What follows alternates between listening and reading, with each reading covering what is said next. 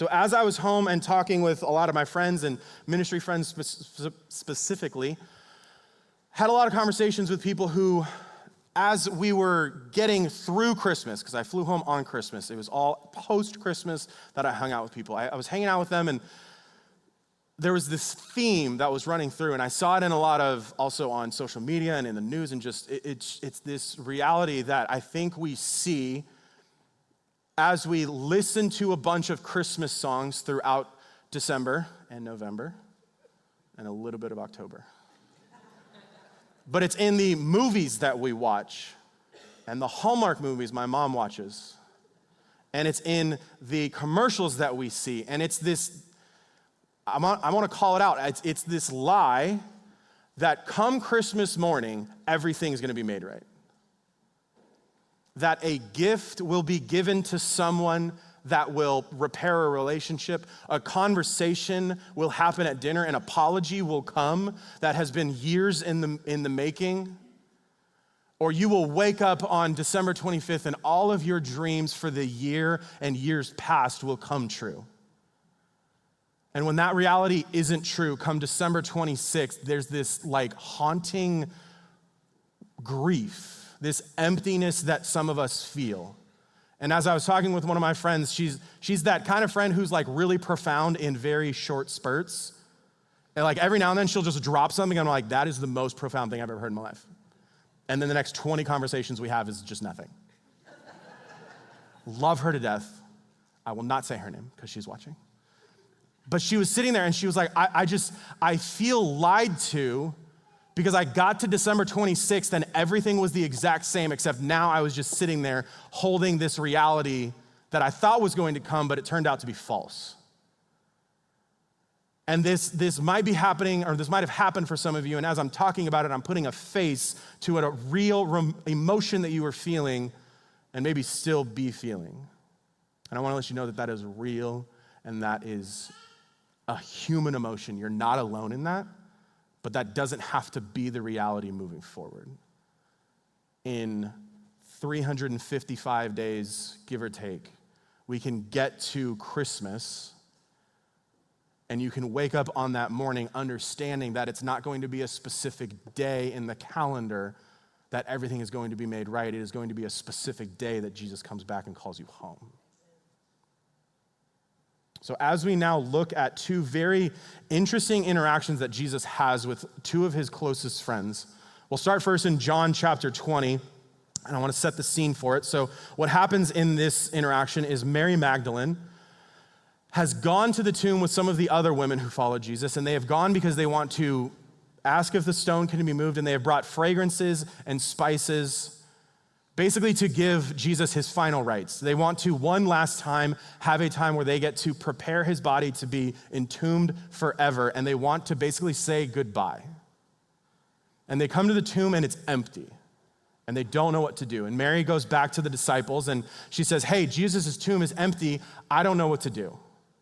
And so Peter and John run to the tomb, and we say that John actually says that Peter ran to the tomb, but the other disciple got there first. Basically, John said, I won the race.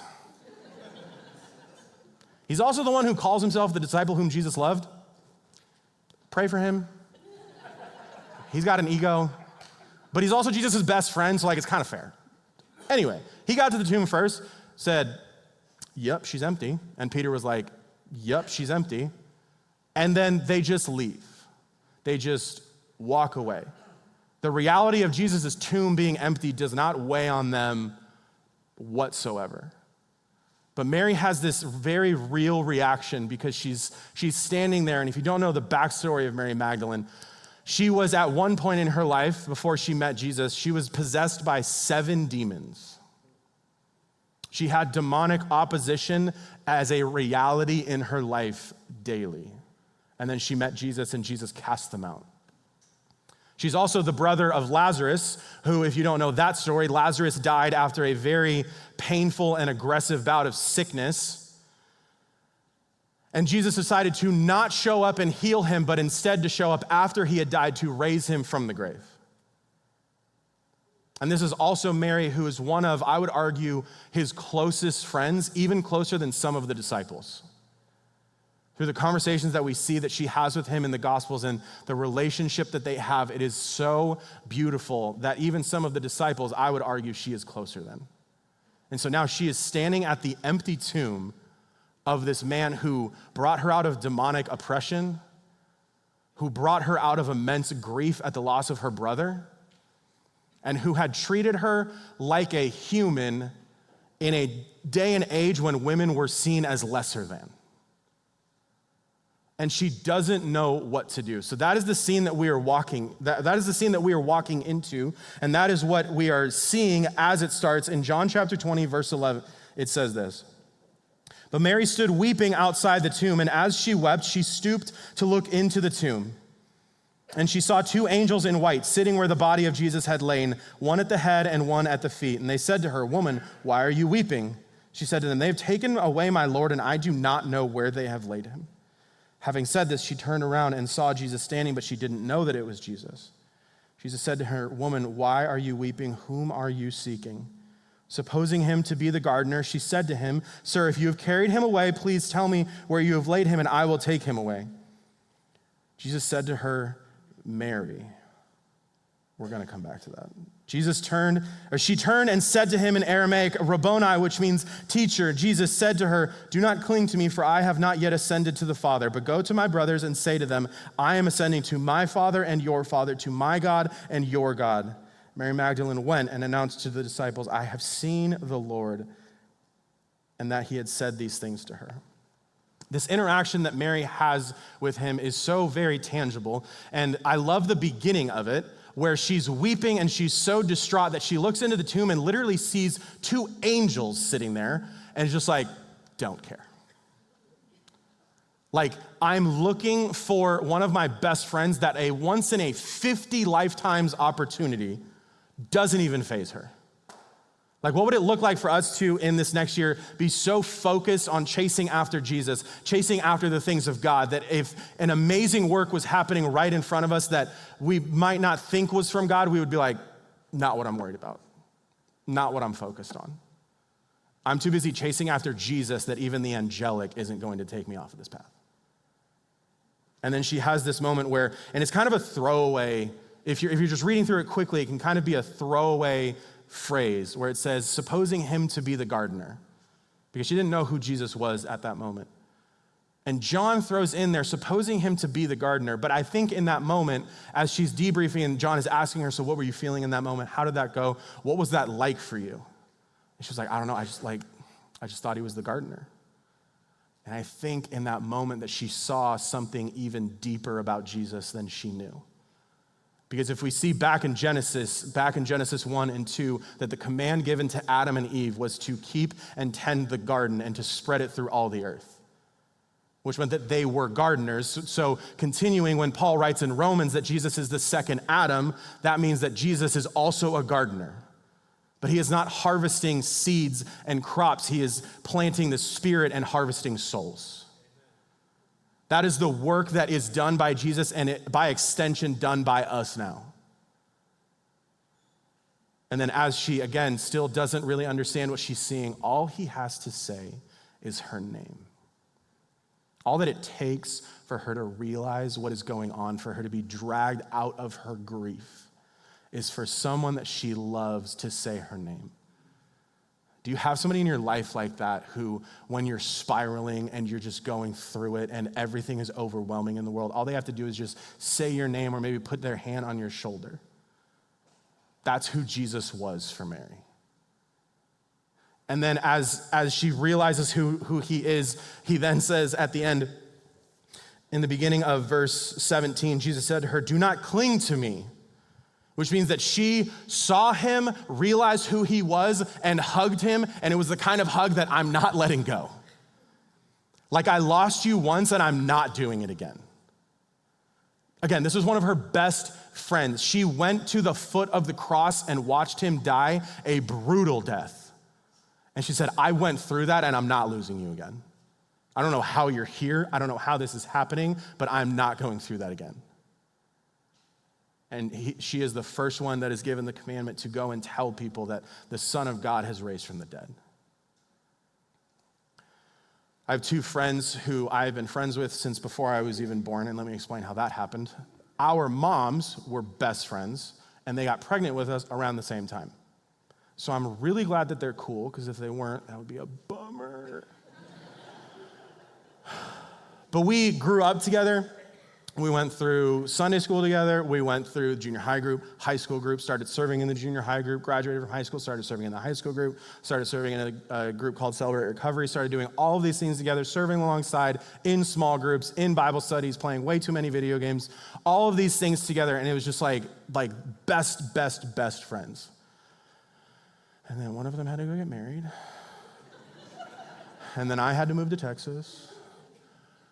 And as I was in Tyler, Texas, as I talked about last time, as I was in Tyler, there just began this string of really, really tough events. There was a death in our friend group. There was loss of relationship. There was a fracturing in family relationships. There was just all of these things that were happening. And as I'm getting ready to move back to California, as I was moving back to Southern California, where I'm originally from, I was really excited that I got to live with my best friends again. I get to live 20 minutes away from them. And then they moved. Very rudely. They'd never lived outside of Southern California in their life, and then suddenly they're going up to Northern California and 12 hours away and all these sorts of things. And it's just like, what the heck, dude? You're already married. Now you're moving hours away? I'm fine. I think.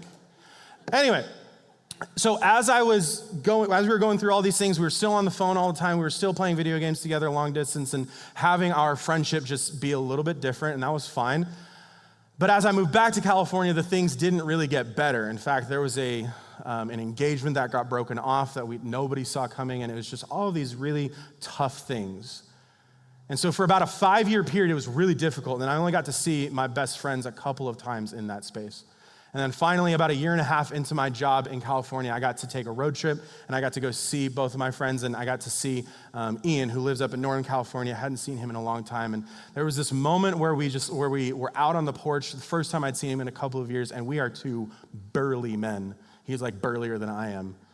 And we're just hugging out on the porch, and it was just like pain and grief and sorrow for the last couple of years was just washing away. Everything that had been going on for the last couple of years, it didn't change that the pain had happened. It just meant that there was somebody physically, tangibly in it with me now. And it was so beautiful. And the next interaction that we're going to look at is in Revelation chapter 1. And it takes place between two best friends who have not been apart for just a couple of years. They've actually been apart for 70 years. The Apostle John, as he was given the command, the Great Commission from Jesus in Matthew chapter 28 and then in Acts chapter 1, and then Jesus ascends, the disciples and apostles don't really know what to do. They're like, okay. Actually, in Acts chapter 1, it says that they saw Jesus go up and then they just stared and waited for him to come back. And that there were angels nearby and were like, hey, you should probably go do the work that he told you to do. And they're like, so he's not come. Okay. And they just kept waiting. They kept waiting. Every day, every week, every month, every year, every decade, it was like, Jesus is coming back. He's coming back eventually. And for the next 70 years, John preached that gospel. He preached the gospel, the good news of his best friend. And he preached what it meant to follow him. He preached what it meant to carry your cross daily and follow after the one true king. And he planted churches, and he preached, and he broke bread with believers, and he baptized new believers, and he performed weddings, and he had baby dedications, and he had all of these amazing things for the sake of the gospel. And he also experienced immense persecution. He was thrown in prison a couple of times. He was beaten to within an inch of his life a couple of times. He heard stories of some of his best friends, the other apostles, who died brutal deaths. I'm talking sawn in two, crucified upside down, thrown into the Colosseum to be eaten by lions for the entertainment of the Romans. So John, as he is now 70 years removed from seeing his best friend ascend into heaven, now gets to see him for the first time. Imagine what it would be like if you saw your best friend for the first time in 70 years. what would that interaction look like? And we see what happens, and we see it in Revelation chapter 1, verse 17. This is the first time they've seen each other in 70 years, and this is how John responds. When I saw him, I fell at his feet as though dead. John, I think you had the wrong reaction. I don't want to tell you how to respond to joy in your life, but I'm not falling at my friend's feet as though dead if I haven't seen him in almost a century. So why was the response that Mary had to losing Jesus just a few days before so different than the reaction John had to losing Jesus decades before?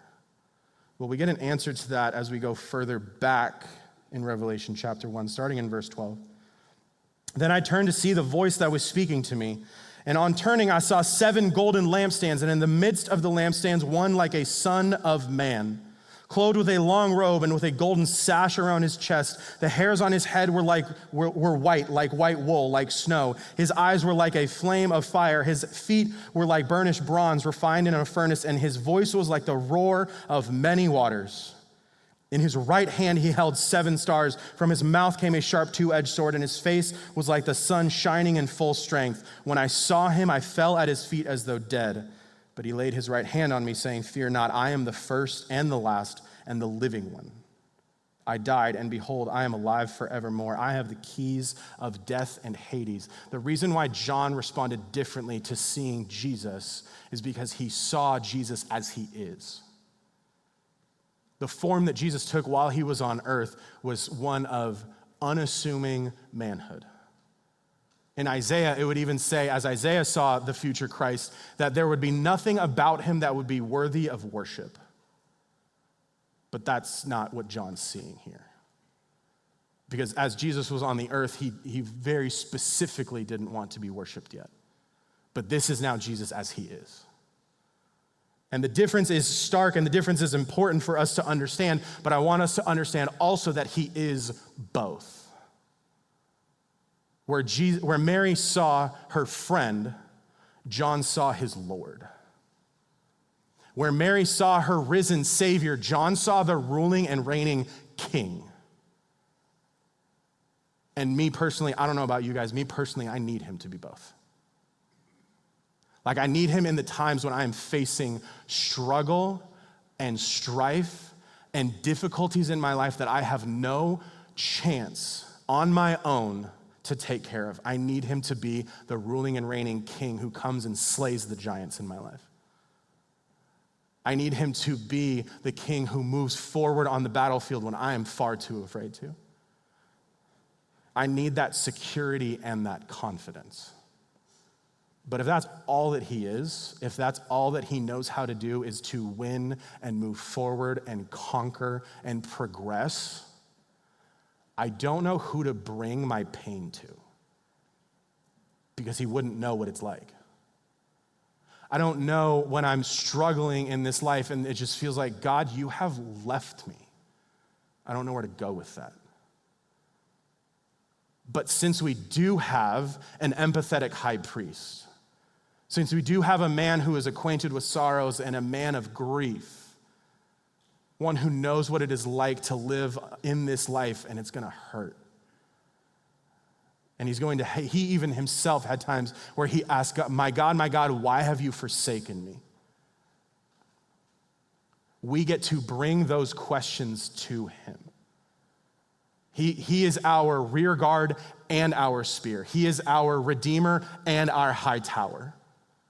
He is with us on the mountaintops, and he is with us in the valley of the shadow of death. And that is what I want us to focus on in 2025 as a church.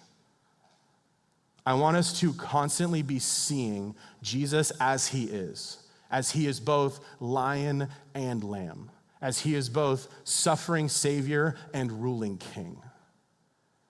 There's this phrase that as I have been in the last couple of years trying to, as ministry has been really hard and really fun and all of things in between.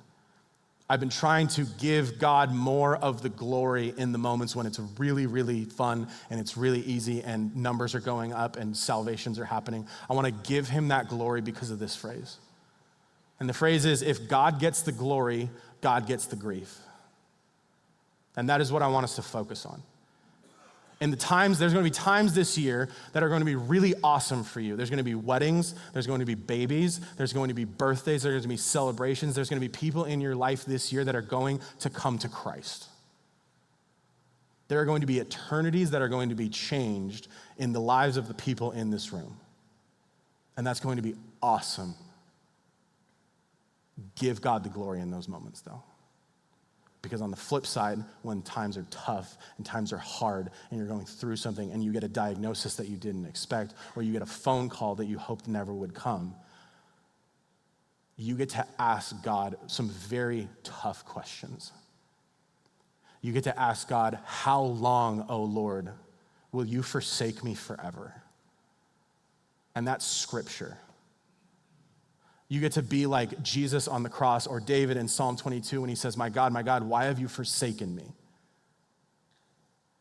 Will you abandon me to Sheol forever?